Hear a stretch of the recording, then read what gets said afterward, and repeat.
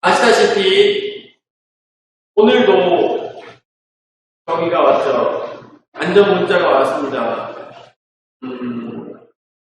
네, 모르겠는데 저희 집에만 더 오고 이런 것들이 있어요. 공문 같은 게 와요. 공문이나 아니면 면사무소나 이런 데서 옵니다. 이렇게 종이 해가지고 간곡히 부탁을 드린다고 합니다. 자, 그것을 보면 어떤 마음이 들겠습니까? 아, 이 사람들 얼마나 고생하는가 이런 생각이 더욱더 많이 든다고요. 요즘도 하루하루 살아가다 보면은 하루 아침에 일어나는 일과가 뭡니까? 안전문자 확인하는 게 일과예요. 오늘 또 누가 동선이 어땠고 누가 아팠고 이런 내용들이 하루도 빠짐없이 계속 나오고 있습니다.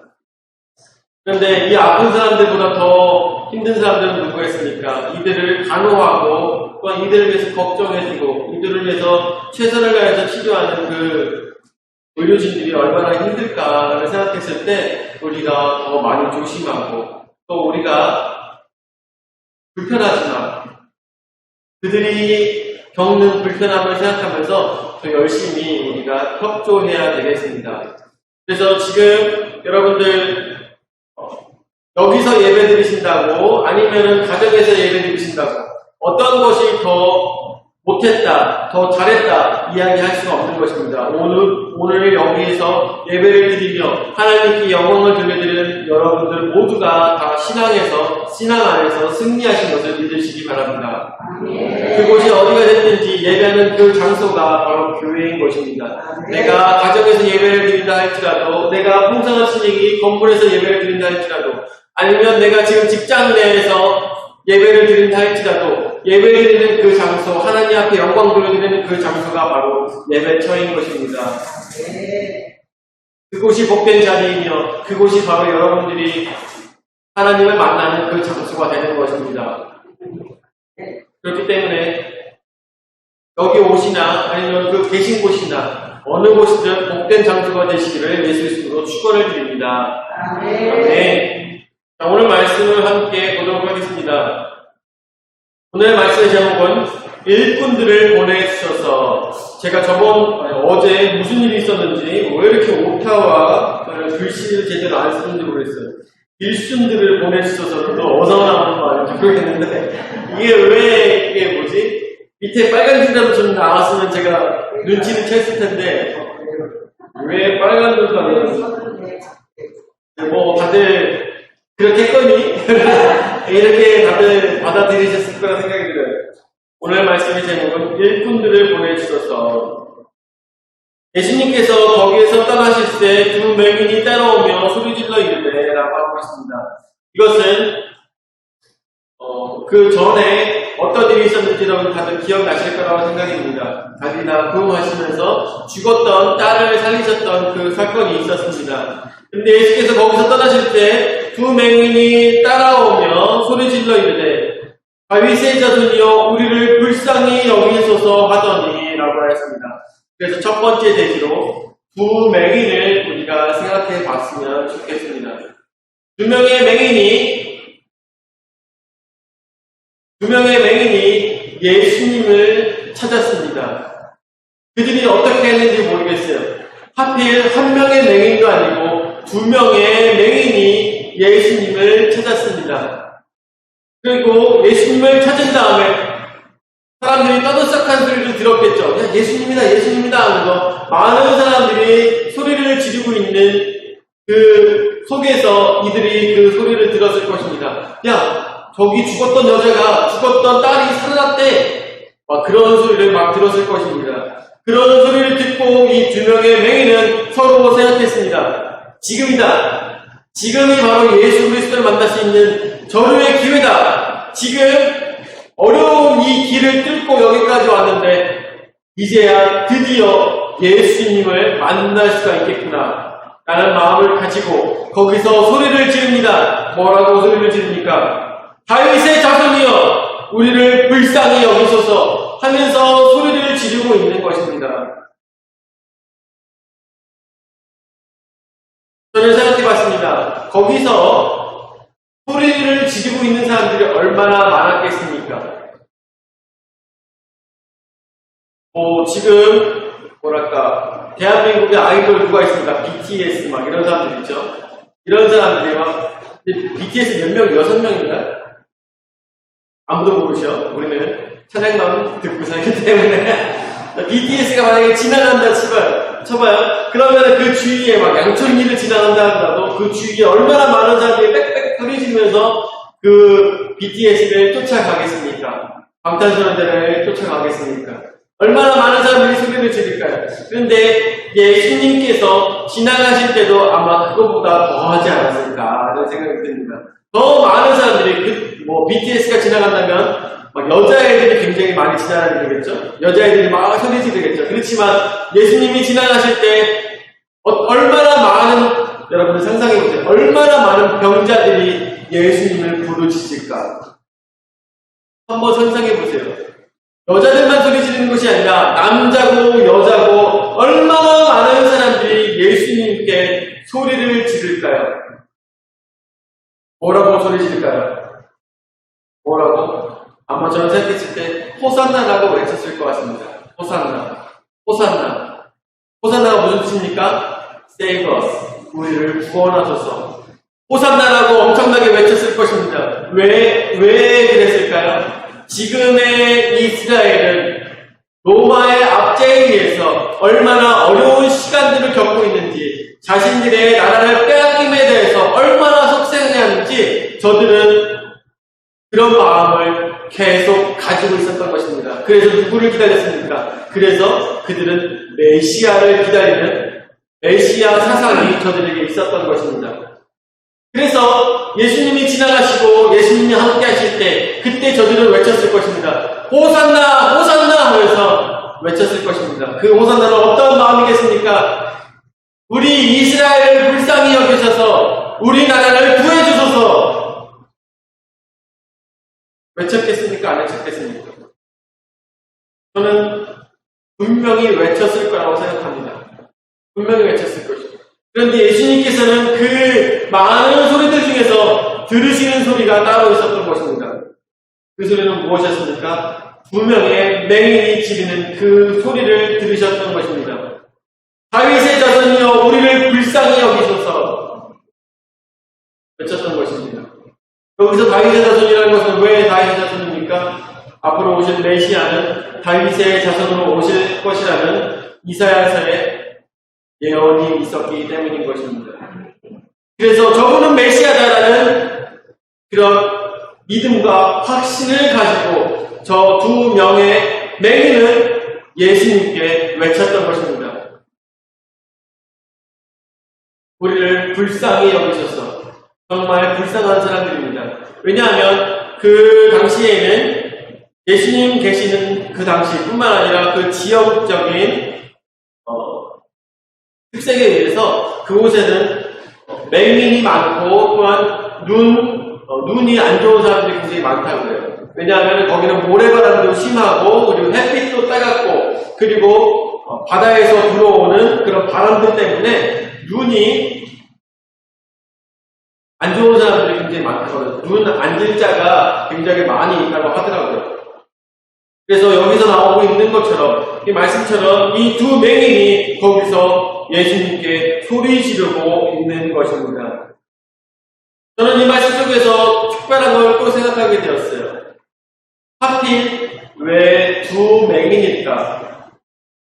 두 맹인과 친구가 함께하는 것이 아니라 친구들과 함께하는 것이 아니라 이 두 맹인이 함께 예수님 앞에 나아갔다는 것입니다. 여러분들 다들 아시다시피 맹인의 손을 붙잡고 인도할 수 없습니다. 맹인은 맹인의 손을 붙들고 인도할 수가 없어요.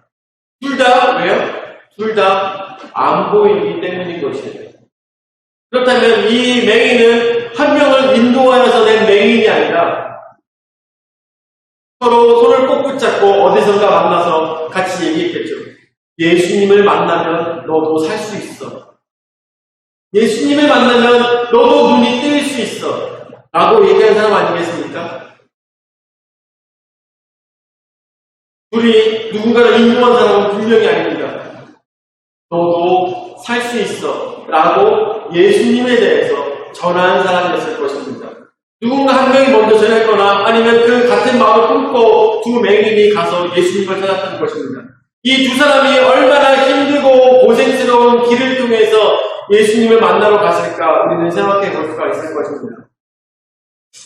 저는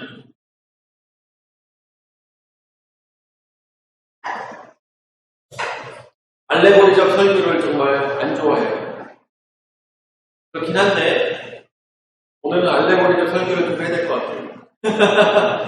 네. 그러니까 무슨 얘기냐면 비유를 통해서 여러분들에게 말씀을 전달한다는 것입니다. 이 두 맹인이 예수님을 찾아갔습니다. 자, 그런데 이 두 맹인이 우리에게 시사하는 바가 무엇일까요? 우리에게 시사하는 바. 맹인은 뭐 하는 사람들입니까? 눈이 보이지 않는 사람들입니다. 오늘 말씀에 나오고 있는 많은 사람들이 나오고 있는데 그 중에서 바리새인들도 있었고 사두개인들도 있었으며 서기관들도 분명히 있었을 것입니다. 뿐만 아니라 성경 말씀에 보니까 34절 말씀에 보면 바리새인들도 그곳에 함께 있었습니다. 그런데 그들은 정확하게 얘기해서 여러분들 이 말씀을 정확하게 보실 때 그들은 이 여기에 나오고 있는 이 바리새인들은 예수 그리스도를 두 눈으로 똑똑히 보고 있습니까? 보지 못하고 있습니까? 물리적으로는 보고 있죠. 물리적으로는 보고 있습니다. 그렇지만 영적으로는 예수 그리스도를 보지 못하고 있다는 것입니다. 영적으로는 예수 그리스도를 보지 못하고 있는 것입니다. 예수 그리스도는 누구로 어떤 분으로 지금 이 땅에 오신 분이십니까? 그들이 그렇게 오랜 시간 기다리고 있던 메시아로서 그들을 구할 수 있는 전능자로서 저들을 구할 수 있는 어린 양으로서 저들을 위해서 십자가에 달려 돌아가시기 위한 어린 양으로서 예수님께서 저들에게 오셨던 것입니다. 그런데 눈이 보이지 않는 맹인들은 예수 그리스도의 그 메시아적 사역을 볼 수가 있었지만 사두개인들이나 바리새인들은 예수 그리스도를 한낱 자신들의 자리를 탐하는, 자신들의 자리를 위협하는 어떤 방해꾼으로 보았다는 것입니다.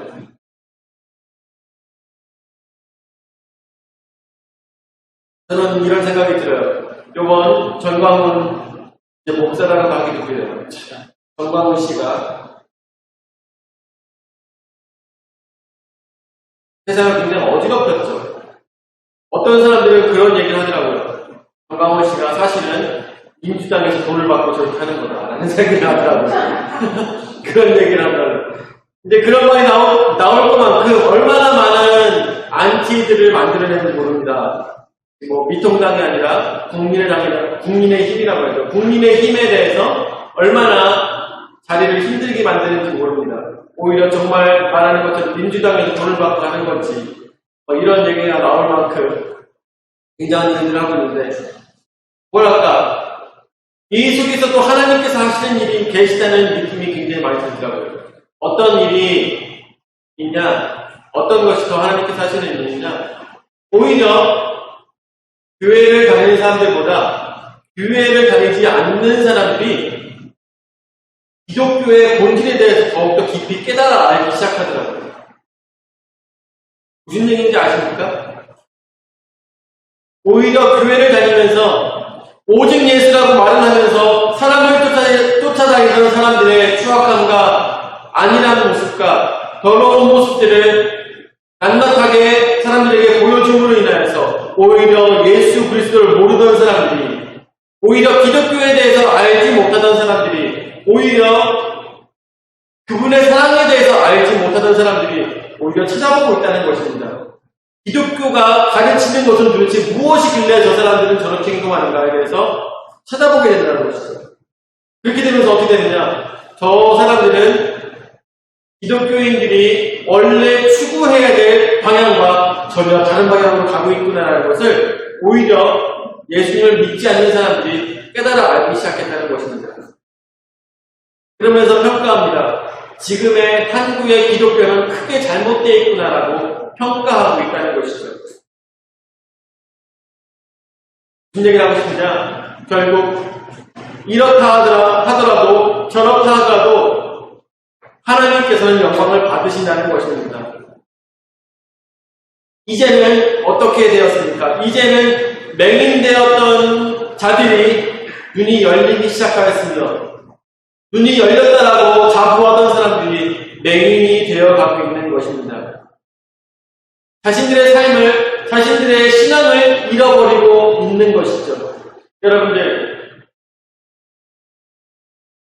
이 성경 말씀에 나오고 있는 바리새인들은 어떤 사람들이었습니까? 소위 하나님을 안다는 사람들이었습니다. 믿음이 열려있다는 사람들이었습니다. 자신들은 믿음에 있어서 결코 부정한 것이 없다고 믿는 사람들이 바로 바리새인들이었습니다. 그런데 이 성경 말씀에 나오고 있는 이 바리새인들은 어떤 사람들이 되고 있습니까? 맹인이 되어버린 것입니다. 그런데 성경 말씀에 나오고 있는 맹인되었던 사람들은 오히려 어떻게 되었습니까? 예수 그리스도를 만나게 되었다는 것입니다. 지금의 상황과 굉장히 흡사하지 않습니까? 지금의 상황과 굉장히 흡사하다는 것이죠. 사람들이 예수님을 알게 되었고 오히려 예수님을 알았다고 믿었던 사람들이 예수님을 잃어버린 것입니다. 이게 얼마나 무서운 현실인가 저는 생각하게 됩니다. 시간이 없기 때문에 두 번째로 나아가겠습니다. 두 번째, 말 못하는 자입니다.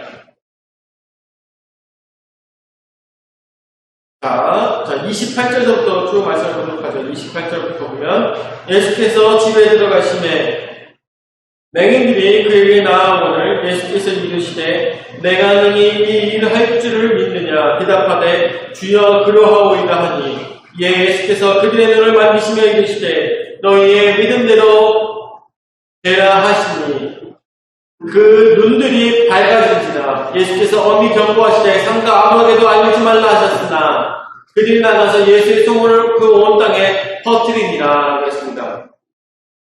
다음에 32절 말씀. 그들이 나아갈 때 귀신 들려 말 못하는 사람을 예수께 데려오니 귀신이 쫓겨나고 말 못하는 사람이 말하거늘 무리가 놀랍게 여겨 이르되 이스라엘 가운데서 이런 일을 본 적이 없다 하되.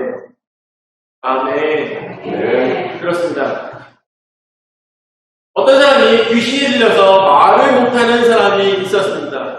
여러분들 다들 그런 경우는 많이 보시지 못했을 거라고 생각이 들어요. 귀신 들려서 말을 못한다고? 어떻게 그럴 수가 있을까? 귀신 들려서 말을 못할까? 그런 생각을 하실 수가 있다고 생각해 볼 수가 있는데, 여러분들 아프다고 해서 꼭 귀신 들렸다고 얘기를 할 수가 없습니다. 그렇죠? 아프다고 해서 꼭 귀신 들렸다고 얘기할 수는 없지만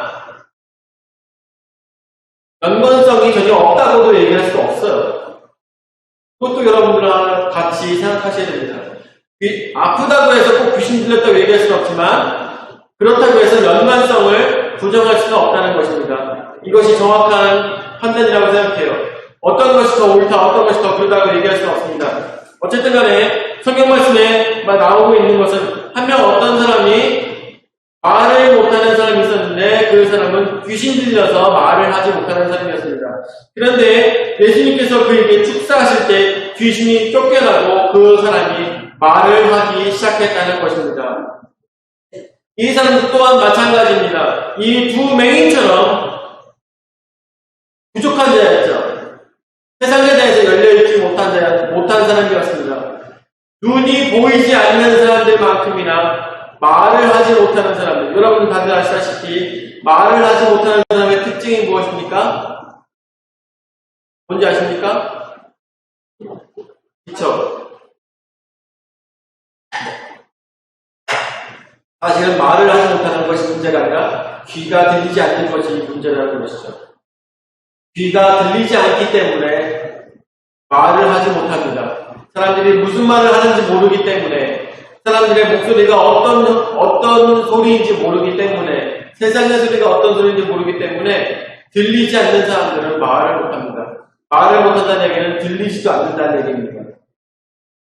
그렇습니다. 그런데 여러분들, 이 들리지 않고 말을 하지 못하는 사람은 세상의 많은 소식들을 듣지 못했을 것입니다. 예수님께서 이 세상에 오셨다는 소식조차도 듣지 못했을 것입니다. 그런데 어느 누군가에 의해서 이 귀머거리고 말을 하지 못하는 사람은 예수님께서 이 땅에 오셨다는 것을 알게 되었을 것입니다. 이것이 중요한 사건인 것입니다. 이것이 얼마나 중요한 사건인지 우리는 깨달아야 할 것입니다. 귀가 들리지 않는 사람, 그리고 말을 하지 못함에도 불구하고 예수님이 이 땅에 오셨다는 것을 알게 되었다는 것입니다. 그리고 이 사람은 예수 그리스도 앞에 나아왔다는 것입니다. 어떠한 믿음을 가지고 내가 예수님을 만나면 귀가 열리고 또한 입으로 말을 하게 될 것이라는 믿음이 있었기 때문에 예수님 앞에 나아왔던 것입니다. 그리고 귀신이 쫓겨나고 말 못하는 사람이 말할 때 많은 무리가 놀랍게 여기되 이스라엘 가운데서 이런 일을 본 적이 없다고 하였습니다. 맞습니다. 그 전까지 없었던 복음인 것입니다. 이 복음, 예수 그리스도의 사역을 마태복음 9장 35절에서는 한 절로 이것을 35절에 이것을 한 절로 35절에 한 절로 이것을 다 묶어서 예수님의 사역을 보여주고 있습니다. 예수께서 모든 도시와 마을에 두루 다니사 그들의 회당에서 가르치시며 천국 복음을 전파하시며 모든 병과 모든 약한 것을 고치시니라 라고 했습니다. 오늘 말씀에 나오고 있는 이 세 사람이 있습니다. 두 맹인이 있었고 또한 귀가 들리지 않는 사람, 말하지 못하는 사람이 있었습니다. 그들을 주님께서는 고쳐주셨습니다. 그냥 한 군데만 계시면서 사람들이 찾아오는 사람들만 고쳐주신 것이 아니라 마을을 두루 다니면서 그들의 회당에서 가르치시며 천국 복음을 전하시며 그리고 모든 병과 모든 약한 것을 고치셨다고 하였습니다. 이것이 예수님의 세 가지 사역을 전체를 이야기하고 있는 것입니다. 이 귀가 들리지 않고 말을 하지 못하는 이 사람도 세상에 어두울 수 있었겠지만 예수 그리스도가 이 땅에 오셨다는 소식을 듣고 믿음으로 나아갔던 것입니다. 이들은 들리지 않아서 더 이상 세상의 소식을 들을 수가 없었습니다. 말을 하지 못함으로 인하여서 다른 사람들에게 전달할 수가 없었습니다. 그런데도 불구하고 누구보다 더 잘 들렸습니까? 바리새인들보다 더 잘 듣고 있었다는 것입니다. 무엇에 대해서? 예수 그리스도에 대해서 더 열심히 듣고 있었다는 것입니다. 34절 말씀에 보니까 34절 말씀에 바리새인들은 이르되 그가 귀신의 왕을 의지하여 귀신을 쫓아낸다 하더라 라고 했습니다. 바리새인들은 두려웠습니다. 자신들은 이스라엘 백성들에게 존경을 받는 선생이었습니다. 그리고 자신들은 성경 말씀을 굉장히 많이 공부한 사람들이었고 또한 자신들은 613가지의 그 어려운 조항을 다 지키기 위해서 노력하며 최선의 정결함을 갖기 위해서 노력하는 그런 사람들이었습니다. 그런데 이들은 예수님께서 하시는 일들을 보자 어떠한 마음을 가졌습니까? 눈을 닫아버렸습니다. 그리고 귀를 닫아버렸습니다. 그리고 예수님의 천국 복음을 전달하는 그 입을 막아버리고 오히려 뭐라고 하고 있습니까? 저가 귀신의 왕을 의지해서 귀신을 쫓아낸다고 말하고 있는 것입니다. 그 바리새인들을 존경하면서 따르는 자들이 있었겠습니까? 없었겠습니까? 분명히 있었을 것입니다. 그런데 그 바리새인들은 그 자신의 제자들에게 뭐라고 가르치는 것입니까? 귀신의 왕을 의지해서 귀신을 쫓아낸다라고 가르치고 있는 것입니다. 이 얼마나 아이러니한 사건인 것입니까? 이 얼마나 앞뒤가 꽉꽉 막혀버린, 정말 어떻게 보면 지금의 현 상황을 대변해주고 있는 사건입니까? 믿는다고 믿고 있었던 사람들은 바리새인 같은 모습을 하고 있고, 나는 정결하기 때문에 내가 주장하는 것은 옳은 것이야 라고 얘기하고 있고, 오히려 예수님을 믿지 않고 예수님을 모르던 자들이 이제 눈이 띄어지고 이제 귀가 열리면 이제 입이 열려서 예수 그리스도로 알기 시작하는 것, 이 얼마나 아이러니한 사건인가 우리는 생각해 봐야 될 것입니다. 그러면서 세 번째로, 추수할 일꾼들을 보내주셔서 하라. 그렇습니다. 36절에 말씀해보고 36절에서부터 말씀해보도록 하죠. 우리를 보시고 불쌍히 여기시니 이는 그들이 목자 없는 양과 같이 고생하며 기진합니다. 이에 제자들에게 이르시되 추수할 것은 많되 일꾼이 적으니 그러므로 추수하는 주인에게 청하여 추수할 일꾼들을 보내소서 하라 하십니다. 아멘. 36절에 말씀해보니까 우리를 보고 불쌍히 여기셨다고 하였습니다. 우리를 보시고 불쌍히 여기시니 이는 그들이 목자 없는 양과 같이 고생하며 기진합니다. 이거는 말씀을, 여기서 불쌍히 여기신다는 것은 이스라엘 문화에 따라서 이 불쌍함이 어디서부터 나온다고 하십니까? 창자에서부터 나온다고 생각합니다. 이스라엘 사람들은 창자에서부터 이 불쌍함이 나온다고 생각합니다. 그래서 창자의 고통으로 저들을 불쌍히 여기신다고 원어적으로 표현되고 있습니다. 이는 그들이 목자 없는 양과 같이 고생하며 기진함이라 했습니다. 목자 없는 양이라고 이야기하고 있습니다. 이끌어주는 자가 없이 저들이 고생하며 기진함이라고 했습니다. 왜 고생하며 기진한다고 하는지 아십니까? 저들은 바리새인들을 통하여서 613가지의 그 조항을 다 지켜야지만 천국에 간다고 저들은 알고 그렇게 가르치고 믿고 있었던 것입니다.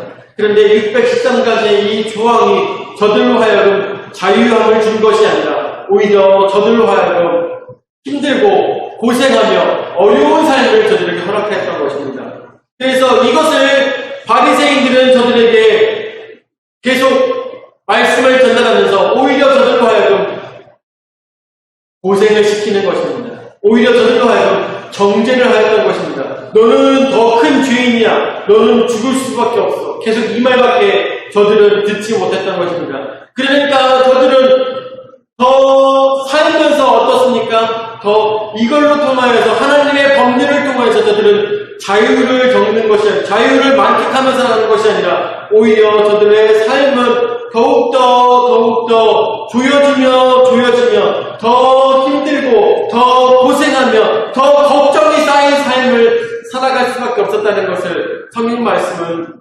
우리에게 보여주고 있는 것입니다. 그래서 37절 말씀에 이에 제자들에게 이르시되 예수님께서 말씀하십니다.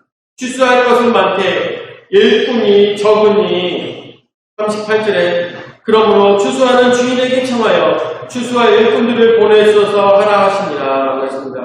네. 여러분들 여기서 말씀에서 나오고 있는 추수하는 주인에게 라고 하고 있습니다. 추수하는 주인은 누구겠습니까? 추수하는 주인은 누구일까요? 누가 추수하시나요? 하나님께서 추수하시는 것이죠. 하나님께서 추수합니다.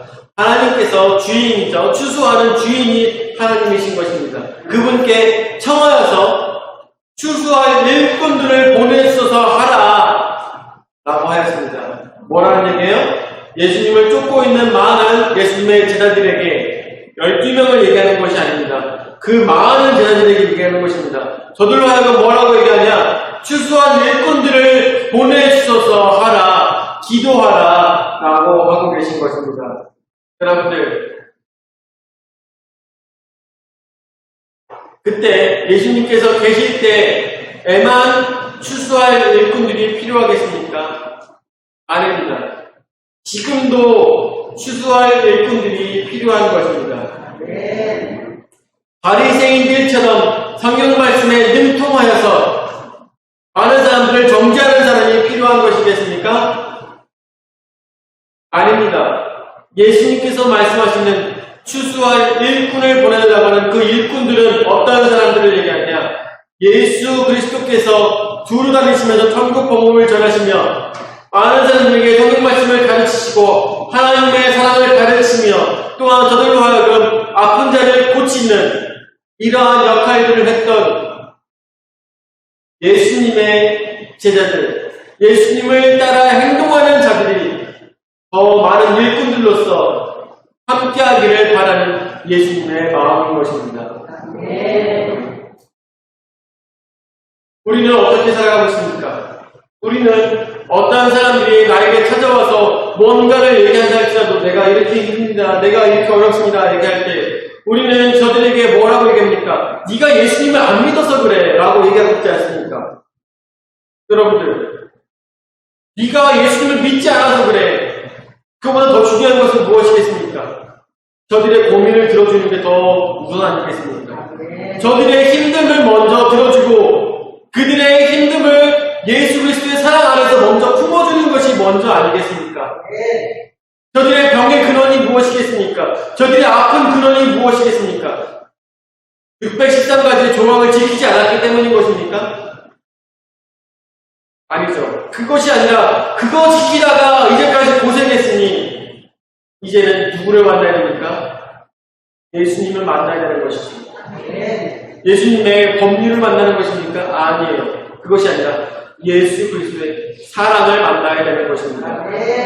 우리는 정죄하는 것만이 최선의 길이 아닌 것을 깨달아야 됩니다. 우리는 사랑해야 되는 것입니다. 예수님께서라면 그렇게 행하셨을 것입니다.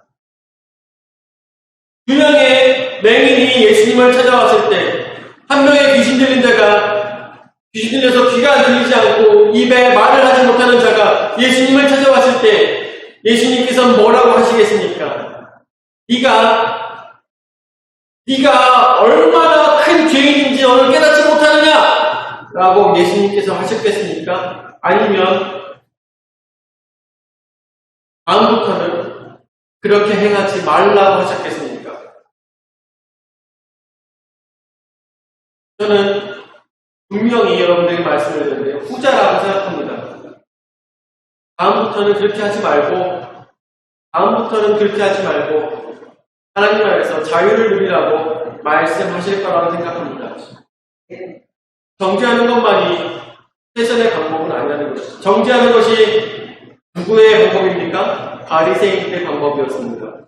예수 그리스도를 잘 믿는다는 사람들의 방법이었습니다. 그렇지만 진짜 방법은 예수 그리스도의 사랑으로 저들을 안아주는 것입니다. 어떤 일꾼을 찾고 계십니까? 바로 그런 예수 그리스도 같은 일꾼들을 찾고 계시는 것입니다.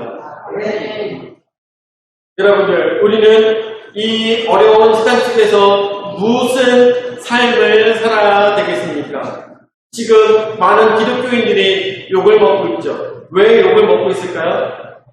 바리새인들처럼 행동하기 때문인 것입니다. 많은 사람들을 정죄하고 있으며 자신의 더럽고 추악한 모습을 깨닫지 못하기 때문인 것입니다.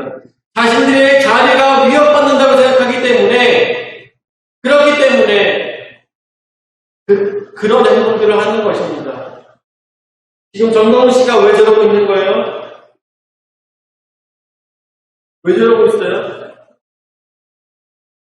자기의 자리가 위협받는다고 생각하기 때문인 것이죠. 어떻게 보면 주사파 때문에 한국의 기독교인들이 무너진다고 생각합니다. 저는 여러분들에게 확실하게 말씀을 드립니다. 여러분들, 하나님이 하시는 일을 우리가 막는다고 막으실까요? 또 하나 여러분들에게 한번 생각해봤으면 좋겠는데, 우리는 하나님을 따르는 자들입니까? 아니면 하나님을 변호하는 자들입니까? 생각해 보신 적 있으십니까? 하나님을 따르는 자들입니까? 하나님을 변호하는 자들입니까? 여러분들, 우리가 뭔데 하나님을 변호합니까? 우리가 뭔데? 우리가 뭔데 대한민국의 기독교인들을 변호를 합니까? 하나님 하시는 일을. 정말 얼마나 어이가 없는 사건들이 지금 많이 벌어지고 있는지 몰라요. 우리가 뭐라고, 내가 뭐라고, 네가 뭐라고, 네가 뭐라고 하나님의 그 크심을 변호합니까? 어이가 없는 거예요.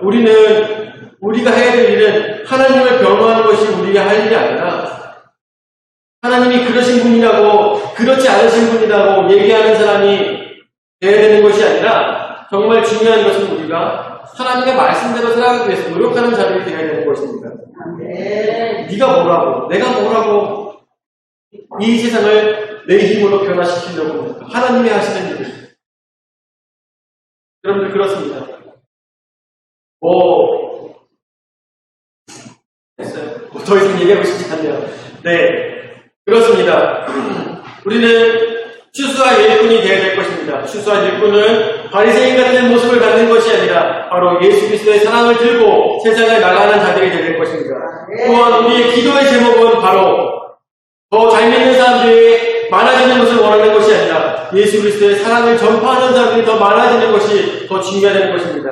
이 땅에 예수 그리스도께서 오신 이유 무엇인지 여러분들 말씀 확실하게 깨달아야 될 것입니다. 36절 말씀 다시 한번 보도록 하죠. 너무나도 중요한 말씀인데 36절이 아니라 35절 말씀. 예수 그리스도께서 이 땅에 오신 그 이유, 그것이 바로 우리의 이유가 되어야 될 것이며 우리의 삶의 방향이 되어야 될 것이며 우리의 사역의 방향이 되어야 될 것입니다.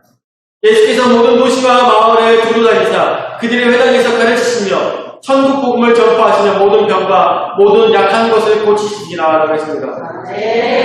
예수님께서 노모병정들을 힘으로써 물리치신 것이 아닙니다. 저들에게 불쌍한 자들에게 돈을 나눠주시는 분이 아니셨습니다.